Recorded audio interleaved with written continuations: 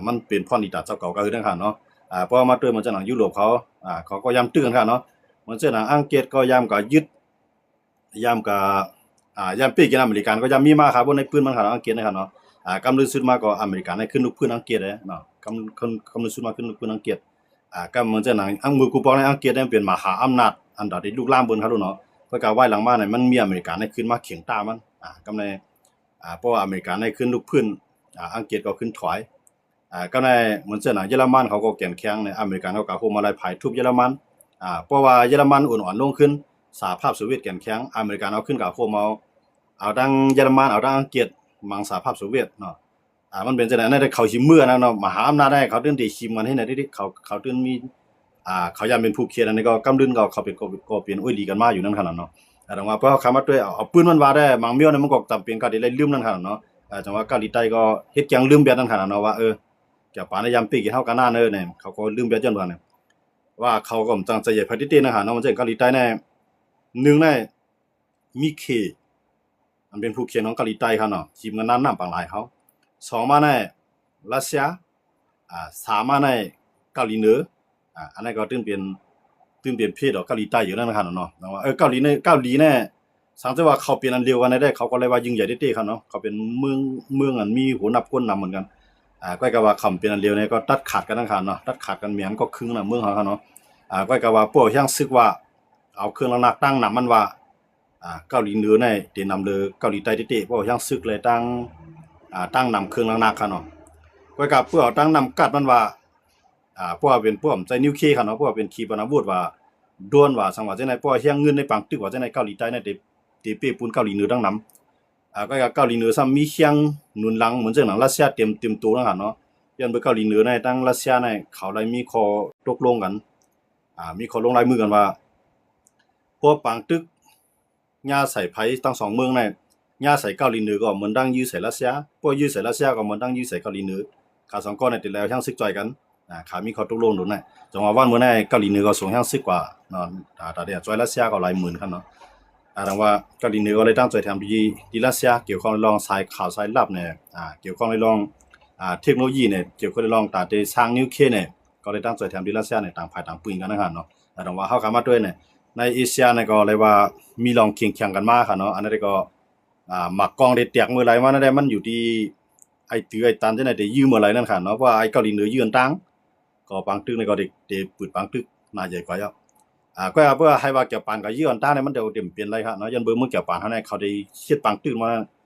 เขาตึงได้เลยย้อนความสภาเข้ากันยันเบิ่งเขาจะได้เป็นเมืองดิโมคราซีเกาหลีใต้ก็เหมือนกันให้พวกก็ยื้อใส่เปิ้นต่างๆได้มันตึมจังละล่าครับเนาะเพราะว่าเปิ้นมายื้อใส่มีศูนย์แก่เขตเต็มที่แต่ว่าเกาหลีเหนือเขารัสเซียเขาขี่เขาได้เขาแค่ยื้อใส่ไผเขาตึ้นบ่ได้ถามไผในสภาเขาเนาะเขาก็ได้ยื้อไรอยู่ที่ว่าประธานาธิบดีสีจิ้นผิงพร้อมได้ตึกว่ามันก็ได้มังว่าจังนั้นคิมจองอึนได้ตึกว่าในก็มันก็ได้มังจังนั้นไงรัสเซียได้ตึกว่าในก็มันก็บ่รู้เลยถามไผครับเพราะว่ารัสเซียสั่งในก็เพราะว่าปูตินสั่งในก็ซึ่งรัสเซียก็ได้เข้าปังตึกมันได้เป็นจังนั้นเปลืองนะครับเนาะดังว่าปังตึกในกลุ่มเอเชียเนี่ยมันได้แตกที่หลายต่างๆเนาะในก็ตื้อต่างที่เกาหลีเหนือที่ยือนต่างเนี่ยมันก็มีสูงไว้เต้ๆครับเนาะมันก็มีสูงไว้เต้ๆเพราะว่าเกาหลีเหนือยือนต่างเนี่ยมื้อนั้นก็อเมริกันได้เลยจอกเข้ามาจอยกับเหลือย้อนเบิ่งมันมีข้อมันแก่นกันนั่นคั่นเนาะก็ในเกี่ยวปานในก็กะโฮมกว่าโฮมอย่างนั้นก็โฮมอินเดียเนาะแต่ว่าตั้งโฮมกันตั้งการศึกเนาะโฮมในการศึกกับโฮมอินเดียโฮมกันเลือกลายกันนั่นคั่นเนาะมันจังหนังอินเดียโหลดเทคโนโลยีจังหือกับในเกี่ยวปานซ้ำโหลอีสังที่อินเดียเนาะทั้ง2ฝ่ายในเรียกกันเกี่ยวกับรองเปิ้นไทยว่ากลาโหมนั่นคั่นเนาะเพราะว่าฝ่ายป้องกันศึกเขาได้ไล่อุบกันได้ไล่คุมมือกันแต่ว่า2-3เมืองกับพร้อมกันเนี่ยนั้นก็5-6เมืองกับพร้อมกันเนี่ยก็เมือง10เมืองกับพร้อมกันเนี่ย30ไป2เมืองนั้นเหมือนจังหนังนาโตก็พร้อมกันมาเนี่ยหลายๆเมืองนั้นมันได้นะครับเขาเป็นมหาอำนาจนั่นสิว่าเขาสร้างไว้ดีตั้งการศึกเนาะยันเบอร์หนังคือที่เป็นมหาอำนาจทางการศึกนั่นเนี่ยเขาก็เลยสร้างไว้ดีเหมือนจังหนังขี่เขาเนี่ยก็เขาได้มาพ่อยกันในทั้งรัสเซียเขาเกาหลีเหนือเขาขี่เขาคาซัคสถานเขาคิวบาเขาในพวกในข้อตกลงได้มีนำคั่นเนาะคาซัคสถานอันเป็นฐานทั้งหลายจังได๋ว่าเป็นในอย่างในเขาพร้อมทางการศึกอยู่ก็ก็บ่รอเป็นเตได้ตึกมาในเขาสิแนมพร้อมกันเนาะมันไปเหมือนNATOนะหั่นเนาะเขาหัน NATO พร้อมกันได้เขาก็หนังคือที่มีเอ็นแฮงครับมือ NATO เดี๋ยวเขาก็มาพร้อมเนาะกันนั่นไงว่าเขามาด้วยกันเขาตึกกันมาจังได๋เนาะรัสเซียญายูเครนก็ อันกะจอยเต้ๆในมีเกาหลีเหนือก็พวกทางการศึกอ่ายูเครนน่ะมันเต้ๆในรัสเซียก็อยู่แสนตั้งแล้วหั่นเนาะแล้วก็ยุโรปเขาเนี่ยก็จอยยูเครนเต็มที่เฮ็ดแหน่มันต้องว่าโอ้ยหลีไผโอ้ยหลีมันหั่นเนาะมังกันก็ได้ลูกก็ดีลองเคียงๆการศึกตั้งเกี่ยวปานแหนตั้งเกาหลีเหนือเนาะแล้วก็เกี่ยวปานในตั้งเขในบ่ได้มันเคียงๆกันไว้เขาได้ตั้งเขได้ตั้งเกี่ยวปานแล้วก็ได้เคียงๆ1 2มิ้วที่หนึงได้ลองการศึกเนาะอันนี้ก็สิมันแนะนำก็ติ้วยุยเขานั่นคั่นเนาะก็สิงคโปร์นะที่สองมาก็ได้เคียงแข่งด้านการป้ายมังมีเนาะปังตึกด้านการป้ายมังมีเนี่ยเขียนเนี่ยก็ได้ปิกป้ายมังมีเกี่ยวปานหลายอันเนาะคั่นเนาะหลายโครงการเนาะกำไรเกี่ยวปานเนี่ยก็บ่ได้บ่ต้องป้ายมังมีว่าได้เกี่ยวปานเนี่ยมันตึกมันซุ่มเขค่ะเนาะมันซุ่มเขแต่ว่าต้องป้ายมังมีว่าย้อนเบิกเขเนี่ยป้ายมังมีเนี่ยมันตามอเมริกันกับแล้วครับลุงว่าเกี่ยวปานเนี่ยมันเลยตกลงกะเนาะป้ายมังมีเนาะแต่ว่าก็ในมันดีคือละเกี่ยวปานเนี่ยได้ขึ้นมาเขียงขึ้นเขได้เนี่ยมันก็ไปง่ายขนาดได้ให้ว่าขึ้นขี่กำซื้อได้มันก็ได้ง่ายก็ว่านํกันนั้นเกี่ยวปานมีนั้นเพราะว่าเขาเกขายปักเบิงลักเมืองเขาไล่ในเขาก็ได้เป็นทางเมียวเนาะก็เตียนเกี่ยวปานนั้นจังคืบหน้าอะไรเต้ๆทั้งการศึกทั้งการเทคโนโลยีนั่นน่ะมันมีปักเบิงลักเมืองของเกี่ยวปานนั้นมาคุมไว้เนาะมันเป็นมือกูปอกในย่านเบิกเกี่ยวปานนั้นมันขายหน้าร้านนะคะเนาะพวกขายหน้าร้านเนี่ยพวกเอาปักเบิงให้กุมมันพวกเอาอินเฮียงใหญ่ให้กุมกับมันมันก็ได้กับมังเบิ่งเด้หั่นน่ะแต่ว่ากำลังซื้อมันเนี่ยเกี่ยวปานเนี่ยเนาะเมื่อตั้งในพวกเป็นตั้งยุโรปที่เป็นอันตอบฮิตเลอร์เนาะอันเป็นฮิตเลอร์อันเป็นเยอรมันนะครับเนาะที่อันคิดยุโรปกับในกลุ่มเอเชียและอาเซียนที่อันอยู่ภายใต้เกี่ยวปานอันซิมให้ในนั้นหั่นน่ะสังว่ามีอเมริกันเข้ามาได้มันซิมได้เต็งเอาค่ะเนาะมาได้เป็นอินเดียเนี่ยมาได้เป็นเขในพวกในเอเชียในพวกก็คุมและอินเดียเขก็ดีลือก็มันมีพอได้ลูกคัดต่อสู้มันติๆเนาะย้อนนั้นเนาะว่าเพิ่นก็มานำเขในเกี่ยวปานมันนำกับพิษเบิ่งกี่หลายๆที่มันตันกลุ่มกับเอเชียหลายนั่นน่ะสังว่ามันก็มังเกี่ยวปานในเกี่ยวปานก็มังมันเนาะนะกำในมันนำมันมังว่ามันหันว่าเกี่ยวปานในมาอยู่ที่อย่างนั้นที่ปางหลายที่นึงหั่นเนาะกำในเกาหลีเหนือในเกาหลีเหนือเกี่ยวปานในหางแฮนเสื้อกับตึกเนาะตับซึกอเมริกันนั่นตันฮู้โตเพราะนั้นเนาะอเมริกันก็มาตึกเกี่ยวปานในก็อเมริกันก็ตายทั้งนำหั่นเนาะก็มันซะมีอ่าโรเบิร์ตไอน์สไตน์นะครับเนาะไอน์สไตน์มันได้ไล่ข้อมูลมาว่ามันมีกวนหมอเฮ็ดนิวเคลียร์ใครอเมริกันได้เฮ็ดนิวเคลียร์มาหมังเยอรมันในมานำคาร่างเผ่าพันธุ์เจ้ายูนั่นขนาดเนาะพวกกวนก่อหลายที่รัฐกว่าเหมือนจะมาเนียนแจ๊ดๆมันนั่นเขาจะได้เป็นกวนเมืองจันทร์2มันก็ได้คาไปทหารเนาะกำในอ่าโรเบิร์ตไอน์สไตน์นะครับมันนำเป็นเจ้ายูครับลูกน้องมันเป็นเจ้ายูพวกเขามันนำกะฮู้มาข้อมูลว่าอันเป็นเจ้าเยอรมันเนี่ยหมอเฮ็ดนิวเคลียร์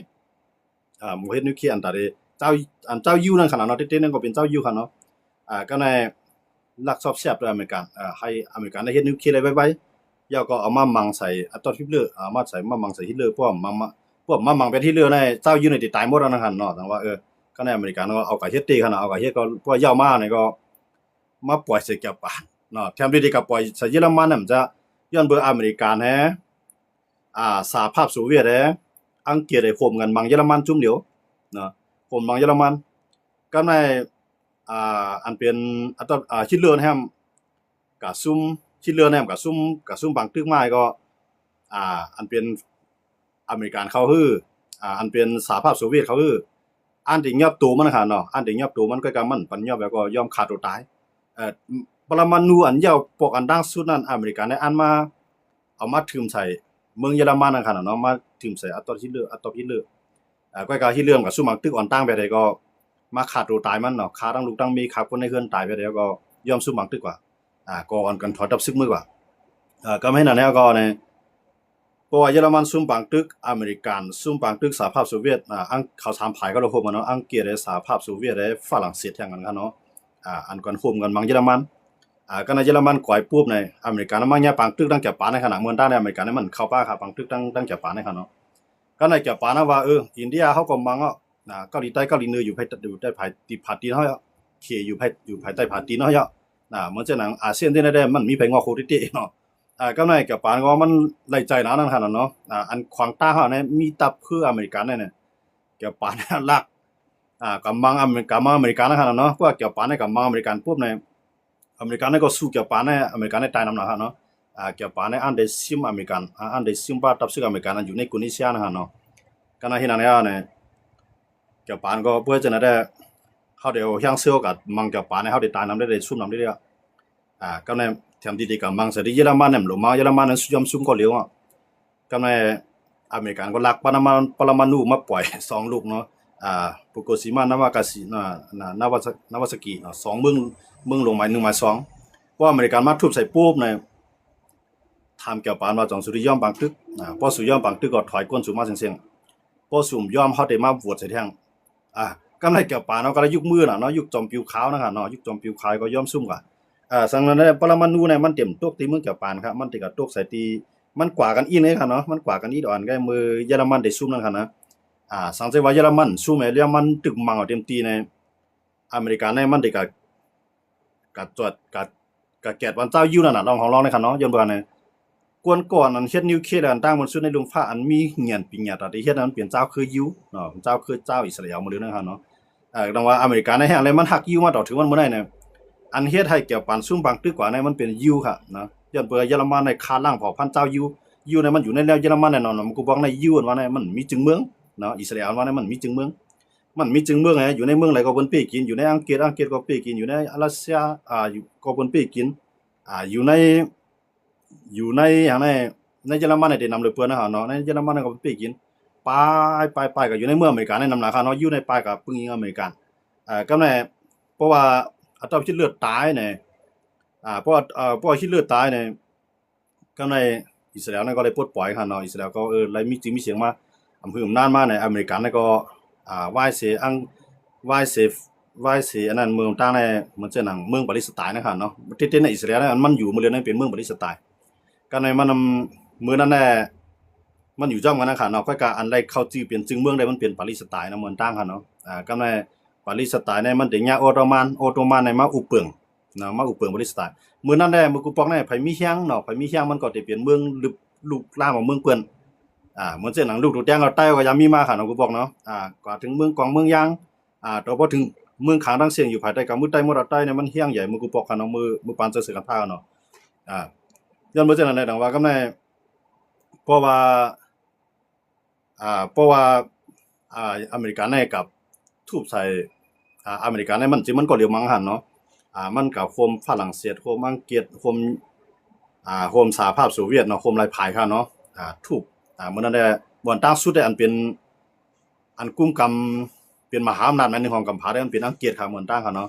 อังกฤษนี่ก็มันก็แข็งแรงหลายอย่างซึ่งนั้นมีไผเป้มันบางพื้นที่ก็ได้เป็นออตโตมันอุเปิงบางพื้นที่ก็ได้เป็นฝรั่งเศสอุเปิงบางพื้นที่ก็ที่เป็น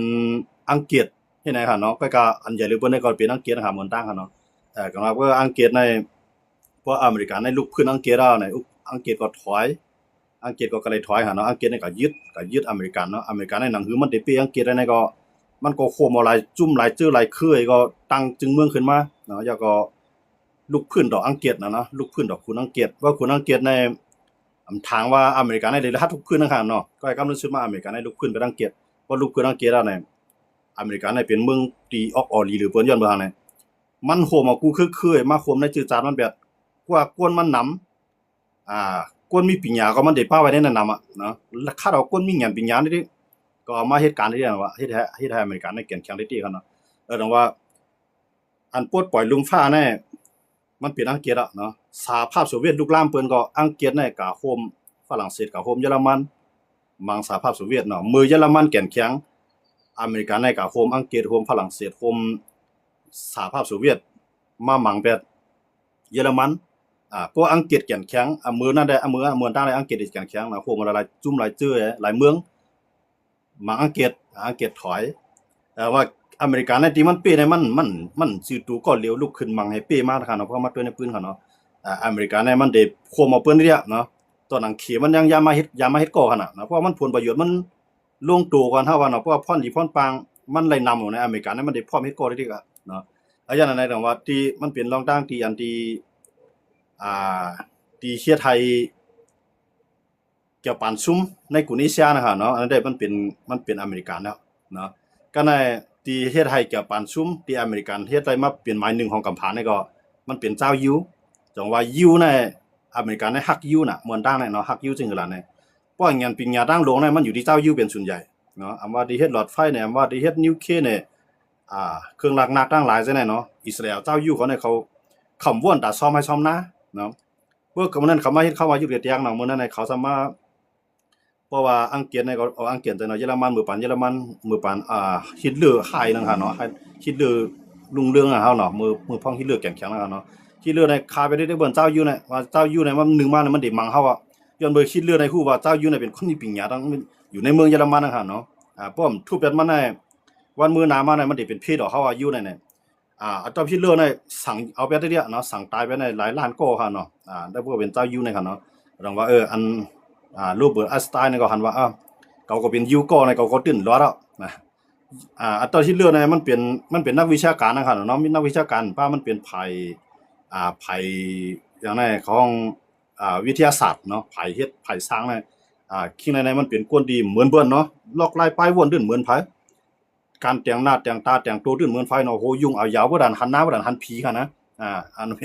เป็นโรเบิร์ตไอน์สไตน์เนี่ยค่ะนะก้อยกามันเป็นคนที่มีเงียบเป็นหยังฮัดซ้ำฮัดเฮ็ดฮัดสร้างวนที่เหมือนเปิ้นเฮ็ดลีกถึงเมืองอเมริกันเนาะเฮ็ดลีกถึงเมืองอเมริกันก่อนเฮ็ดหลายได้มันใจตัวมันก้อยกามันเป็นคนก็กาผู้ยาวก็เป็นคนก็เอาเตรียมลีกส่งถึงอเมริกานะครับเนาะคนก็เฮ็ดหลายเนี่ยเป็นแท้งก่อนก่อนก็จู้ไรนักวิทยาศาสตร์เนาะเกี่ยวกับไปลองการเฮ็ดการสร้างทั้งหลายซินั่นแหละมันสิเป็นแท้งก่ในคำต้องจึงดีอันนั้นมันได้กับกลุ่มมันได้กับห้องกวนอันเป็นวิทยาศาสตร์นะครับเนาะตามหมื่นก่อฮะเนาะตาได้มาสร้างนิวเคลียร์เนี่ยหมื่นก่อเนี่ยคิดในก่อนโหน้ำนายก็จู่กวนมาก็กะโรเบิร์ตไอน์สไตน์เนี่ยเป็นกวนก่ออันเฮ็ดลีกแหละผู้รองมันว่าเจ้าอยู่เฮาบ่เฮ็ดนิวเคลียร์ผู้รองมันเอาส่งลีกกับอเมริกันอเมริกันในห้องกวนจังได๋ก็เฮ็ดก็ในอเมริกันว่าเฮ็ดหลายบ่เฮ็ดหลายปุ๊บมาทุบใส่บ่จางอันทุบใส่เยอรมันน่ะตั้นก็ทุบยันเบอที่เรือนั้นมันก็ซุ่มปังตึกที่สหภาพโซเวียตนำแฮงแฮกับในอเมริกันเขาอังกฤษเขาทุบมันแฮงหลายก็ตียอบอะไรมันนะครับเนาะมันย่อมซุ่มบังตึกมันก็ขาดตัวตายนะเพิ่มขาดตัวตายก็มันก็ได้ถุงยอบค่ะเนาะมันก็ย่อมถุงยอบค่ะเนาะมันก็หายถึงที่สุดแล้วเนาะเฮ็ดอันนี้ในกำในเจ้าอยู่ก็ปลดปล่อยน่ะเนาะเพื่อเจ้าอยู่ปลดปล่อยในกำในเหมือนเจ้าหนังออโตมันอันยามาอุปเปิงเมืองบริสไตล์เนาะเหมือนตาในออโตมันมาพอออโตมันมาเนี่ยอังกฤษขึ้นมาเนาะออโตมันมือกว่าอังกฤษมาหรือออโตมันจึงหมู่ค่ะเนาะออกมาอังกฤษมาอุปเปิงเมืองบริสไตล์พออังกฤษเนาะอุปเปิงเมืองบริสไตล์ในเจ้าอยู่เขาเนี่ยเข้าหาอังกฤษดิเนาะเอาเงินในเมียงนะเอาเงินในหมอนนี่เด้แต่ว่ากำนึกซื้อมาน่ะอยู่เขาในเขาไล่เมืองเนี่ยไล่กับกำมีกำบ่แทนบ่จ้างเขาเนาะว่าเจ้าอยู่เนี่ยเขามังเดียวกันน่ะตั้งปาเลสไตน์อยู่ในเขามังเดียวก็ในปาเลสไตน์เขาก็ว่าเป็นเมืองเขาอยู่ในก็ซ้ำว่าพาเจ้าเข้าปานเฮาแผ่นดินลุกในก็ในอยู่เขาในเขามาจู่กวนเขาไล่ที่นี่ค่ะเนาะเขามาจู่กวนเขาไล่ที่เมืองปาเลสไตน์นะครับไล่ติก็ในมือปานออโตมันได้สู่2ก้อนน่ะอยู่พร้อมกันก็เตรียมได้ผิดกันออโตมันในมาอุปเปิงครับก็กับคุณเป็นเจ้าอยู่เขาในคำเป็นคนมีปัญญาเขาแล้วเนาะปาเลสไตน์เขาเป็นคนย้อนซูกองเหตุการณ์กองย้อนซูย้อนว่าพระราชเป็นเจ้าเขาเฮ็ดบันเขาพระราชเป็นเจ้าเขาได้มาหยังจังนั้นจังได๋ไว้พระราชเขาวัน3-4ปอกเจ้าปาเลสไตน์นะครับนะไว้นั่นน่ะในอยู่ในซ้ำว่าที่ดินก็เฮามีน้ำพอเฮาได้ไปการผูกการซ่อมเหมือนเจ้าหนังเจ้าปาเลสไตน์เขาได้เฮาหลุอุบเข้าไว้เอาเนี่ยอยู่เขาได้บ่นว่าพวกเขาเฮ็ดนาเฮาหลุขายเครื่องล้างหน้ากันเครื่องมือเฮ็ดนาเฮาโหลกล้าโหลขายเฮาโหลเฮ็ดอันตีปารีสไตล์เขาเฮ็ดไรเจ้าอยู่เขาเนี่ยเขาบ่นจังได๋เด้อกำลังชื่อว่าเนี่ยเขาเป็นคนมีเงินแบบเนาะปารีสไตล์เป็นคนมีที่ดินก็ในปารีสไตล์นะครับขายกินตึกใครลอกหน้าเขาเด้ขายกินก็มีกำว่าเนาะก็ในเบิ่ขายอันน่ะอยู่เขาเนี่ยก็ซื้อคว้าซื้ออันใหญ่ๆมันเนาะเพราะว่าก็ซื้อที่ดินในซื้ออันเป็นแผ่นดินอันใหญ่ๆมาเนาะเนี่ยมาตัดเราก็เมียงเจ้าอยู่เขาก็อยู่เนาะลาดว่าขายไหนก็ขายบันอยู่เขาขึ้นไงก็ไม่อยู่เขาก็อยู่เดียวไหนก็ไม่ออโตมันมีตังเรือเนาะข้างกันมาเดียวก็ไม่อยู่เขาก็อยู่ต้องปารีสไตน์นำเดียวไหนมาได้เพิ่มมาทำเปยูนะปารีสไตน์ทำเปยูก็ไม่ออโตมันก็มาเทียบว่าสองอันไหนคือรวมเมียงกันอยู่เมียงอยู่อันไหนภายในเป็นปารีสไตน์ภายในเป็นยูอยู่มือจ้างได้ก็เมียงกันก็ไม่ว่าสินั่นก็อังกฤษมาเนาะเพื่ออังกฤษมาเนี่ยออโตมันมือกว่าออโตมันเนี่ยหมายถึงตุรกีเนาะเป็นตุรกีมื้อเร็วเนี่ยพอออโตมันในมือกว่าปุ๊บเนี่ยตุรกีเนี่ยเข้ามาอังกฤษเนี่ยเข้ามาพออังกฤษเข้ามาเนี่ยอังกฤษเนี่ยมันตาละมันเงินเผื่อเขาลงไปมีเงินเฮ็ดคอได้อังกฤษทำกำไรอยู่เขามา เปลี่ยนดินอันไหนหลุดตัดบ้านเฮาอยู่เอาเงินหมอนอังกฤษก็ตัดบ้านแฮตัดให้มาเป็นจักของเจ้าอยู่นะเนาะปาเลสไตน์เขาได้พอใจกับได้เที่ยงแลกวนแน่ของบ่บ่อยู่มี1ก้อนในปาเลสไตน์มี10ก้อเขาโดมี1ต่อ10อันนั้นเนาะก็ในอยู่เขาในมีจิตอ่อนในกวนเขาในเฮียงเลยเพียนลีในห้ามมาเลยครึ่งกันล่ะมาเลยครึ่งกันล่ะในปาเลสไตน์พอใจปาเลสไตน์พอใจลุกขึ้นมังอยู่ก็ลุกขึ้นมังปาเลสไตน์กำไรเฮ็ดนั่นน่ะในอังกฤษก็มั่วที่เฮ็ดจังซั่นเนาะของตีลีนเจ้านั้นอยู่ในขายมันเขาเอาอันเป็นหยังไงปาเลสไตน์ก็ขายมันเขาดูมันขายจอมถูกต้องจำปักเปิงก็ลองนึงไงอันนี้เขาชิมมาอะไรก็ลองนึงไงอยู่ในชิมแผ่นดินปาเลสไตน์ต่อถึงปาเลสไตน์พร้อมใครเหลือสังหาหมดเลยนะดังว่าให้นั่นเนี่ยในเขามังกันมาไหนก็ในอยู่ในก็อยู่ก็ขึ้นใหญ่มากที่หั่นเนาะก็ในอเมริกันนั่นน่ะก็ในอเมริกันได้ขึ้นมาเป็นมหาอำนาจเขาลูกว่าสิมันปีบังตึกกำผาลุงภาพปกำ2เลยคั่นนะอเมริกันได้ขึ้นมาเป็นมหาอำนาจมีหลายเมืองอำหัดมีหลายเมืองคาบคล้องว่าปาเลสไตน์ในเป็นเมืองก่อนขออยู่ในเป็นรัฐเป็นศูนย์หนึงเลยก็ในอเมริกันได้ขึ้นมาน่ะว่าสิอังกฤษมือกว่าเนาะเพราะอเมริกันขึ้นมาเป็นบ้านนึงอังกฤษเอาเลยถอย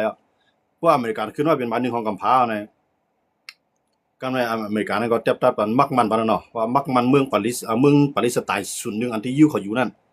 ตั้งเป็นเมืองก่อนขอเมื่อนั้นปาเลสไตน์ก็บ่พอใจปาเลสไตน์บ่พอใจอันเป็นเจ้าอิสลามทั้งหลายทั้งนั้นบ่พอใจวันกันโฮมจู่ในมาอันที่มามังอิสราเอลเนาะก็การเมื่อนั้นในอเมริกันเนี่ย